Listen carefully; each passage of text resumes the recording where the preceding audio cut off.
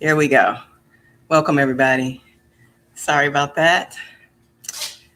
It seems like it's the first time almost every time I do this, but welcome to the Karen Smith Frazier podcast. Please let me know where you're tuning in from and if you're watching live or via recording, replay. All right. Thanks for being here.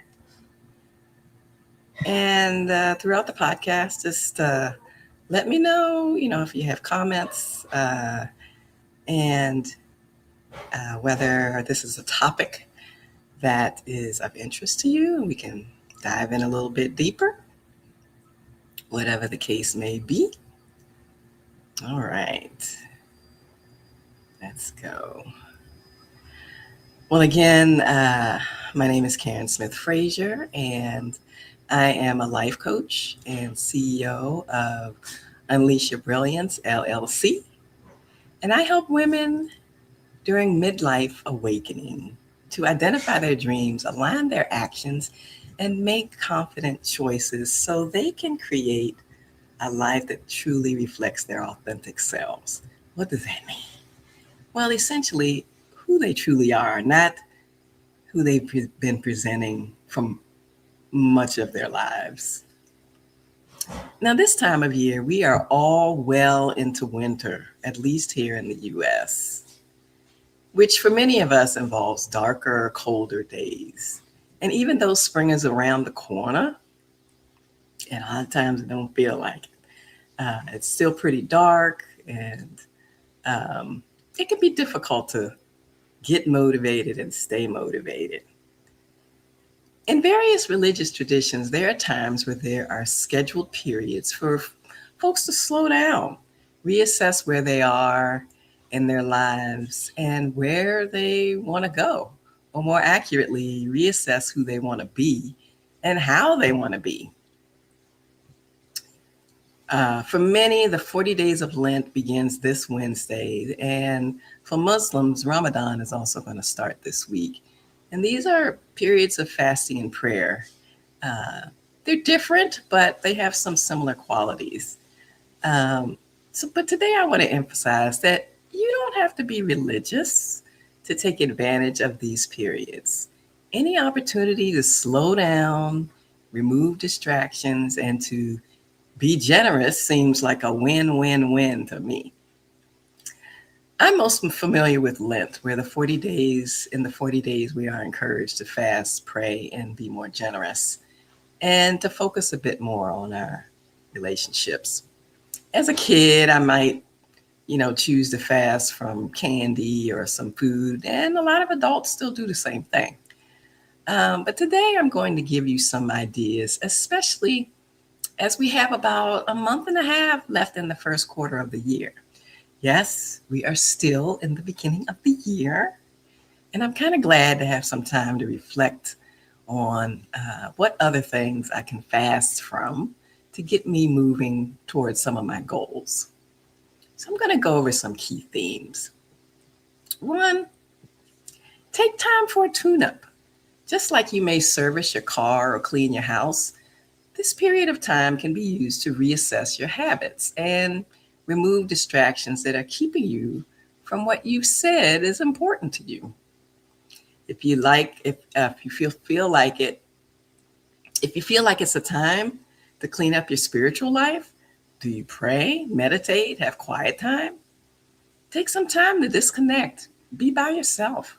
Find your wilderness to reflect on where you are and prepare for where you want to go. Many of us have a hard time being in silence, but I encourage you to try it, even if you have to set your alarm and see what happens.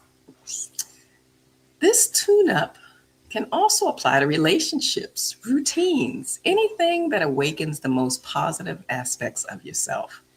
If we're being honest, we kind of know which areas we could improve without having to think much about it.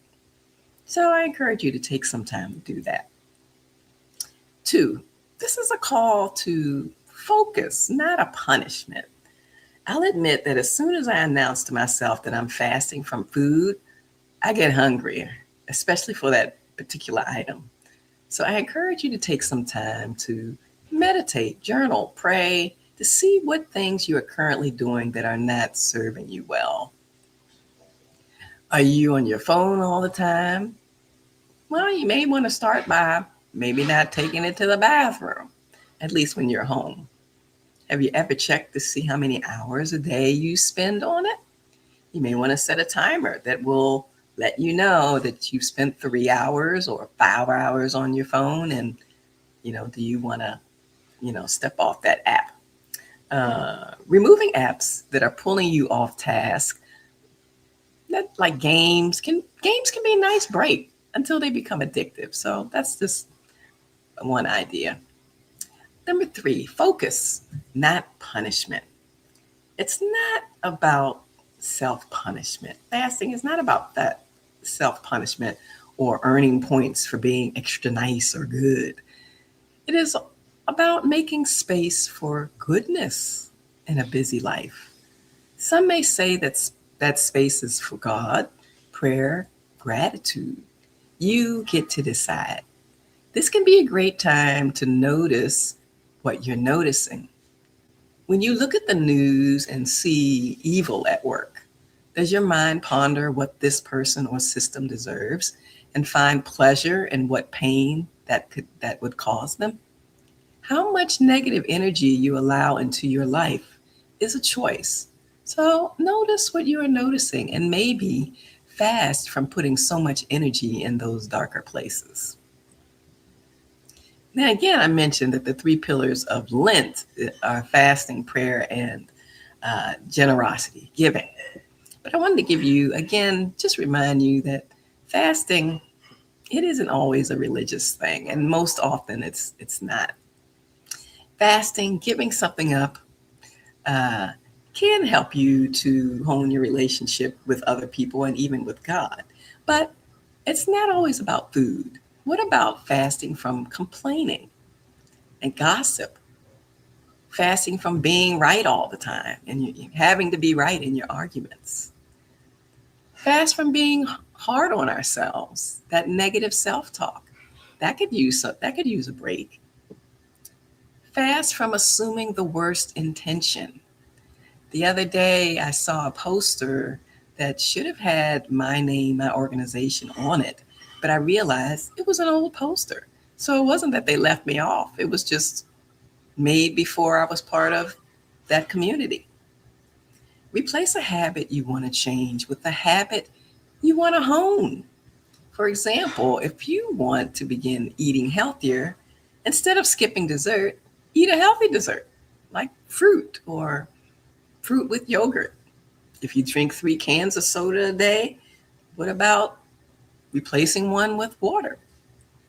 The main thing is to be intentional in making choices that align with the person you want to be.